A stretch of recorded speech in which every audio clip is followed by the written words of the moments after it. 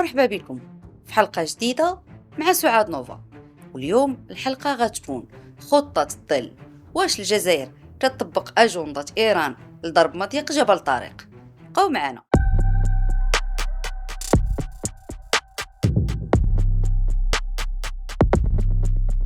تخيل معايا سفينة تجارية دولية تدوز بأمان في مضيق جبل طارق، فجأة تيوقع هجوم، العالم كامل تيتصدم، والاسم اللي تيتذكر ماشي دولة بل البوليزاريو. واش هاد السيناريو غير خيال ولا فعلا كاينه خطة تتوجد في الكواليس؟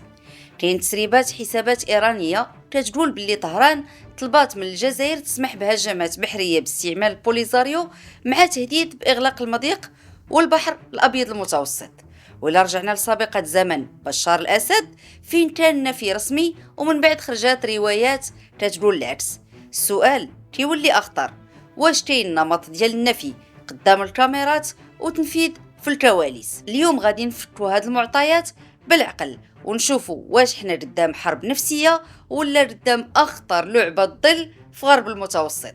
خليك معايا للنهاية حيت التفاصيل أخطر من داكشي اللي تتصور. في الأيام الأخيرة خرجت تسريبات من حسابات تليجرام إيرانية تتقول باللي طهران طلبات من الجزائر أنها تسمح للبوليزاريو تستهدف سفن تجارية في مضيق جبل طارق، ومعها تهديدات بإغلاق المضيق وحتى البحر الأبيض المتوسط كامل. راه كنهضروا على واحد من أهم الممرات البحرية في العالم، أي شرارة فيه تقدر تشعل أزمة دولية في ساعات. دابا خلينا نحلو بالعقل ماشي بالعاطفة. إيران عندها عقيدة واضحة، الضغط غير المباشر. شفنا كيفاش تتلوح بورقة الممرات البحرية في مضيق هرمز، وكيفاش تستعمل وكلاء باش تبعث رسائل بلا ما تدخل مباشرة في حرب مفتوحة. إلا كانت فعلا باغية توسع رقعة الضغط فأقصى غرب المتوسط كيولي ورقة استراتيجية. علاش؟ حيث الرسالة تتولي عالمية، نقدر نهدد مصالحكم حتى في الممرات اللي نتوما تعتبروها آمنة. ولكن فين غتجي الجزائر في الصورة؟ إلا ربطنا هذا المعطى بسابقة الحرب السورية في زمن بشار الأسد فين كان نفي رسمي لأي تورط، ومن بعد خرجات معلومات تتأكد باللي عناصر من البوليزاريو وحتى من الجيش الجزائري تلقاو في السجون السورية. هنا تيتطرح السؤال الخطير، واش كاين واحد النمط ديال النفي الرسمي والتحرك في الكواليس؟ النموذج الاستخباراتي المعروف هو هذا، الدولة ما تتبانش في الصورة، الفاعل غير دولي هو اللي تيكون في الواجهة، والخيط الحقيقي كيبقى مخبي. إلا كان هذا السيناريو صحيح فراه غادي يكون عندنا تنفيذ بلا توقيع، تحرك بحري عبر البوليزاريو.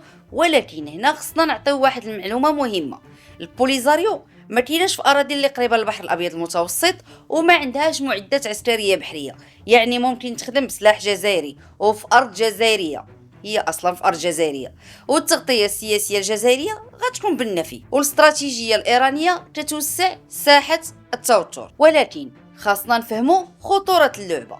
مضيق جبل طارق راه ماشي ساحه مهجوره، راه مراقب عسكريا بشكل دائم.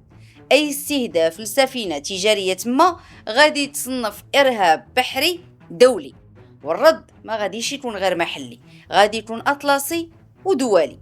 هنا كيبان الاحتمال الأقرب استخباراتيا، مثل الهدف ماشي التنفيذ الفعلي ولكن خلق واحد الصدمة نفسية.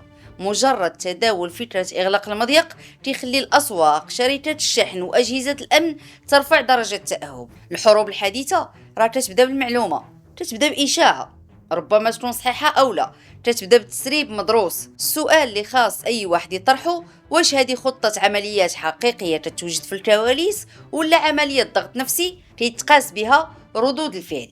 اللي مؤكد دابا هو أننا قدام تصعيد في الروايات، وإلا كانت فعلا الجزائر تطبق رغبة إيران في السر فراه المنطقة داخلة في مرحلة صراع الظل، مرحلة ما فيهاش إعلان الحرب ولكن فيها رسائل نارية تدوس تحت الرادار. تحياتي لكم.